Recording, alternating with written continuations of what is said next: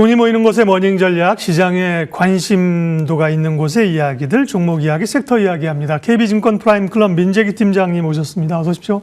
안녕하십니까. 와, 뭐 이제 6천이 코앞이고요. 네. 네. 반도체는 뭐 여전히 시장의 중심인데 어제 보니까 뭐 최근에 이제 MLCC 관련주, 또 이제 IT 셋업체 뭐 이런 기업들이 굉장히 강하더라고요. 삼성전기는 그야말로 뭐 강력한 상승인데요. MLCC가 이렇게 강세를 보이는 이유, 이게 추세적으로 이어갈 수 있는 건지 궁금합니다. 네, 지금 오늘도 삼성전자와 SK하이닉스의 상승을 보면 삼성전기의 흐름도 이어지지 않을까라고 충분히 생각해 볼 수 있는 그 정도의 시장 흐름인 것 같습니다.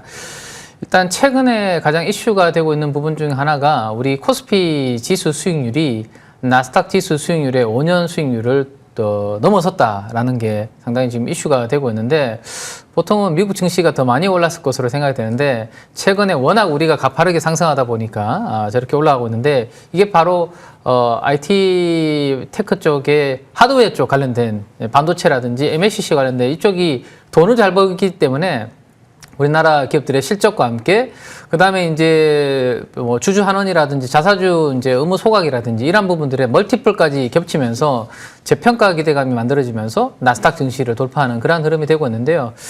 자, 지금 오늘 새벽에 미국에는 여전히 AI 소프트웨어 관련된 기업들은 힘든 그러한 흐름이 만들어졌지만 하드웨어 쪽은 선방을 했습니다. 마이크론 테크놀로지라든지 샌디스크라든지 이런 종목들 선방했는데, MLCC를 보시면 MLCC는 이제 적층 세라믹 콘덴서를 이제 우리나라 말로 이제 풀어서 설명을 드릴 수 있는데, 대표적으로 전기를 저장했다가 필요할 때 공급해주는 뭐 아주 작은 댐 같은 역할을 한다라고 생각하시면 될 것 같습니다. 오른쪽에 보시면 스마트폰과 PC와 같은 이런 모든 전자기기에 수백 개에서 수천 개씩 들어가는, 그래서 제품이 잘 작동하도록 이제 돕는 역할을 하고 있는데, 문제는 그러면 최근에 왜 갑자기 또 MLCC가 부각이 되냐? 왼쪽으로 갈수록 AI 서버나 고성능 기기들은 일반 기기보다 훨씬 더 많은 전기를 쓰고 복잡한 계산을 해야 됩니다. 그래서 MLCC가 필수적인데, 들어가야 되는 탑재가 수량 자체가 완전히 뭐 오른쪽보다는 왼쪽으로 갈수록 더 기하급수적으로 증가하는 이런 부분들이 지금 쇼티지를 여기도 만들고 있는 거죠. 반도체도 수요 대비해서 공급이 상당히 타이트한 상황이고, MLCC도 수요 대비해서 공급이 타이트하다 보니까 가장 글로벌리 강한 MLCC 생산하는 무라타 같은 경우도 가격을 인상한다라는 이야기들을 하다 보니, 그러면 삼성전기도 수익을 계속 좀 누릴 수 있는 그런 부분들로 연결되기 때문에 이 분위기는 반도체와 함께 당분간은 계속 좀 이어지지 않을까, 이렇게 생각하시면 좋을 것 같습니다. 네, 네. 반도체는 좋지만 반도체만 가는 것보다는 이렇게 확산되는 게 좋죠. 결국은 이제 AI가 그 기저에 서 있는 거고요. 어제 보면 변압기 업체들도 굉장히 강했어요. 특별히 또 전선주들 이런 주 강했는데, 오늘도 대원전선은 22% 상승입니다. 일부 조금 이 대형 그 전력기기 업체보다는 중소형주 쪽으로 가는 느낌이 없진 않은데, 전력기기 쪽은 어떻습니까? 뭐 전력기기도 사실은 이제 신고가를 경신했었죠, 어제. 네. 그래서 오늘은 약간 뭐 쉬어도 충분히 괜찮은 자리인 것 같은데, 지난 20일과 21일에 이제 최태원 회장께서 이제 워싱턴을 방문했을 때 그 나온 코멘트가 저는 되게 중요하다고 생각이 되는데요. 거기에서 SK하이닉스가 1,300억 달러를 벌 것 같다, 많이 벌 것 같다라는 이야기도 하셨지만, 거기에서 제 눈에 더 띄었던 부분은 이 AI 시대에 전력을 대응을 하지 못하면 큰 위기가 올 것이다 라는 발언도 하셨거든요. 오히려 저는 거기에 더욱더 좀 임팩트가 있지 않나 생각이고, 그 기사와 함께 미국에 이제 변압기를 수출하거나 현지에서 생산하는 기업들이 어제 다 신고가를 경신하는 그러한 그림들이 나왔기 때문에 아마도 반도체 캐펙스 사이클과 그 궤를 같이 하고 있다고 보시면 될 것 같아요. AI 데이터 센터를 많이 짓고 하이퍼스케일러들이 투자를 많이 하니까 거기에 반도체가 많이 들어가고 있는데, 그럼 당연히 전력에 대한 수요 때문에 이런 전력기기 쪽도 좋은데, 혹시라도 AI 캐펙스 투자 사이클이 약간 감소하거나 꺾이게 되면 반도체가 줄어들면서 수요가, 이 변압기 쪽도 이제 그때는 약간 큰 시세가 이제 꺾이는 그러한 흐름으로 보시면 되는데, 지금이 2023년도부터 진행된 이후에 2차 사이클로 분류를 하시면 될 것 같습니다.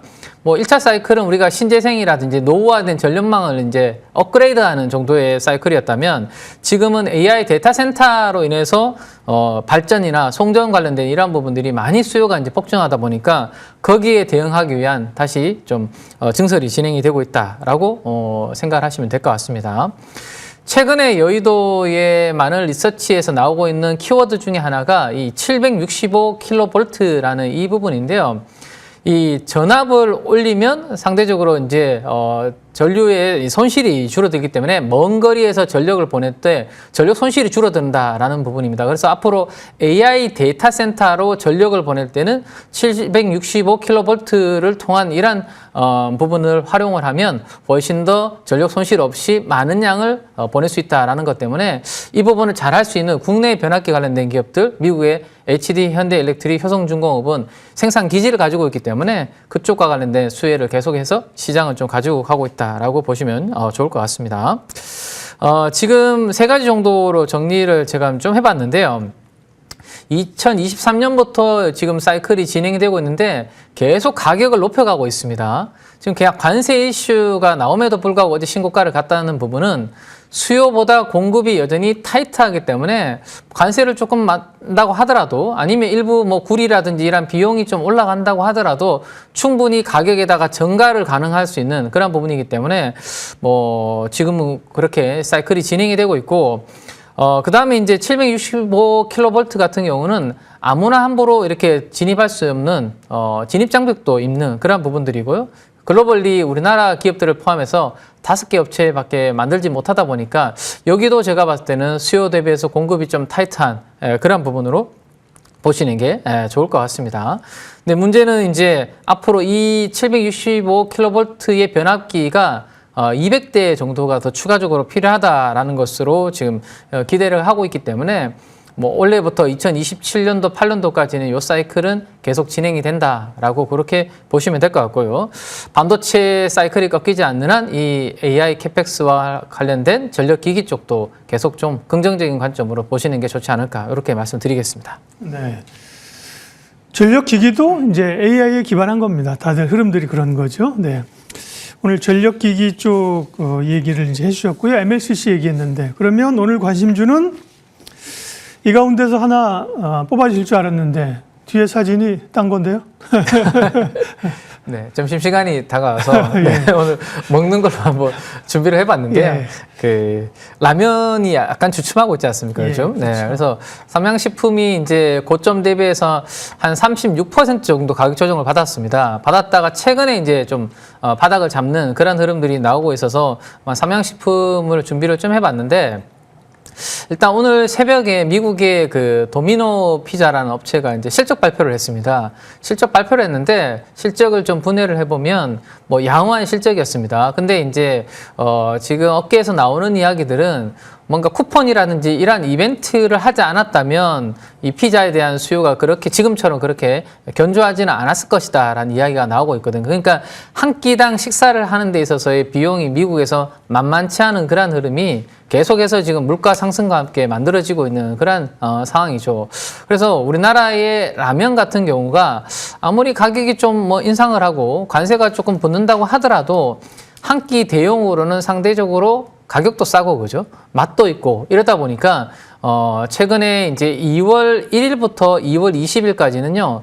항상 이제 21일 날 수출 데이터가 나오는데 그 수출 데이터를 보니까 상대적으로 견조한 수출 데이터가 나왔다라는 거죠. 그래서 최근에 다시 이제 바닥을 잡는 그런 흐름들이 만들어지고 있고 숫자가 지금 약간 슬로우하지 않느냐라는 이제 공격을 받으면서 고점 대비해서 조정을 좀 받았는데 공장 증설이 이제 마무리가 되고 본격적으로 가동되는 이제 시즌으로 들어가기 때문에 이 부분도 올해 하반기와 내년으로 갈수록 숫자적으로 작용을 좀 하지 않겠나라는 생각을 좀 하고 있습니다. 그래서 뭐 미국 쪽 여전히 유럽 쪽 좋고요. 중국 쪽도까지 감안을 하면 삼양식품이 지금 고점 대비해서 조정을 좀 받은 요 위치에서는 조금 이제 바닥을 잡는 부분으로 긍정적으로 좀 보셔도 되지 않을까 싶고 지금 글로벌리 오늘 우리나라는 SK 하이닉스나 삼성전자들 뭐 반등하면서 분위기는 괜찮잖아요. 그죠? 근데 미국 쪽에서는 이슈가 많아서 불확실성들이 좀 약간씩 만들어지고 있죠. 지금. 그러면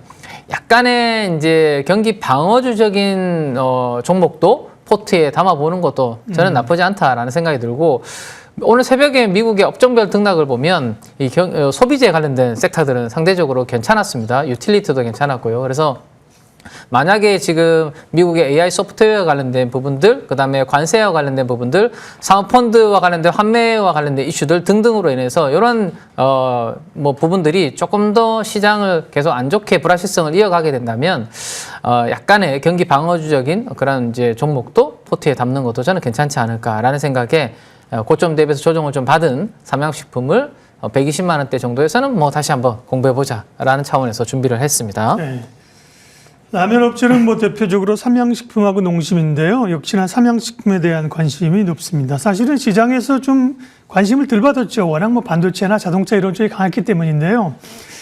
122만 원입니다. 100만 원 거의 109만 원까지 떨어질 때 올라왔는데요. 지금 시점에서는 목표가를 어느 정도 잡으면 됩니까? 네, 그 라면 섹터 실적만 잠깐 보고 제가 그거까지 말씀을 좀 드리면 좋을 것 같은데 삼양식품에 포함해서 라면 섹터들의 작년 4분기 실적을 이렇게 정리를 해보면 실적 상장은 삼양식품과 농심이 주도를 하고 있습니다. 근데 OPM을 보시면 마진이 삼양식품이 월등히 더 넘쳐 수출 비중도 더 높은 상태고 그래서 원래는 PER로 한 20배 이상 거래가 되는 기업인데 영업이익 기준으로 연환산했을 때 지금 16배 정도까지 지금 주가는 떨어져 있는 기준이니까요. 나쁘지 않은 위치다라는 생각입니다. 그래서 목표가는 한 160만 원 정도로 한번 제가 설정을 좀 해봤습니다. 지금보다 한 40만 원 정도 업사이드가 있다라는 생각이 들고 조금 전에 이제 박사님께서 이제 109만 원 정도까지 네, 떨어졌다라고 했는데 109만 원 정도인 106만 원 정도를 추세 이탈가로 설정을 좀 해드리면 될 것 같아요. 그래서 단기적인 뭐 이런 트레이딩 관점은 아닌 거고요. 네, 좀 중기적으로 160만 원과 목표가 그리고 106만 원의 손절가 이렇게 제시를 좀 해드리도록 하겠습니다. 네, 오늘 관심주는 삼양식품이고요. 앞서 이제 내수주 쪽으로의 관심도 일정 부분 좀 갖자고 하셨는데요. 시간이 조금 있어서 내수주에서 오늘 이제 삼양식품 말고 또 조금 생각해 볼 수 있는 거는 최근에 뭐 백화점이나 유통 이런 쪽도 괜찮았고요.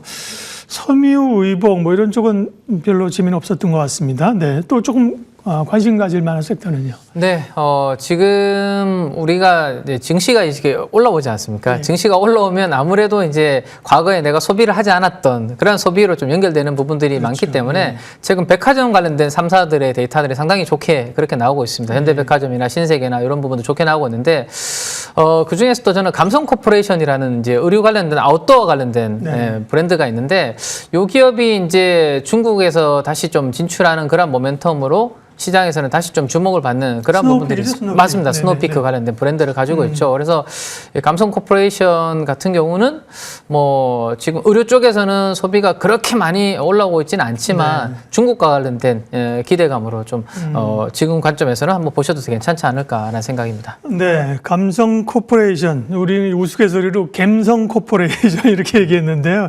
이렇게 조금 순환매가 좀 함께 오르는 것도 더 중요합니다. 오늘 워닝전략 KB증권 프라임클럽 민재기 팀장님 함께했습니다. 고맙습니다. 지수 확인하겠습니다. 코스피 5,900 위쪽 다시 올라왔고요. 우리 시작할 때보다도 조금 더 상승폭이 올라갔죠. SK하이닉스 신고가 자막이 나오는데 SK하이닉스하고 삼성전자 주가를 좀 그러면 보죠. 네, 20만 원이 빠르냐, 100만 원이 빠르냐 이거잖아요. 네. 하이닉스는 99만 8천 원까지를 찍었습니다. 반도체주. 오늘은 삼성전자보다도 하이닉스가 조금 더 강세 모습을 보이네요. 시장 공감대는 오늘 여기까지 하겠습니다. 오늘도 좋은 투자, 좋은 결정하십시오. 고맙습니다.